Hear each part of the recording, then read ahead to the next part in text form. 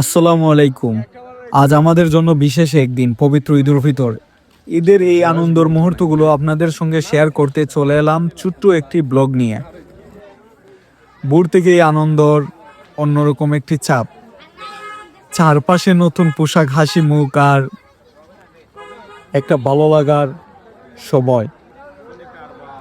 আসলে এই সময়টা অনেক আনন্দে কাটে আমাদের।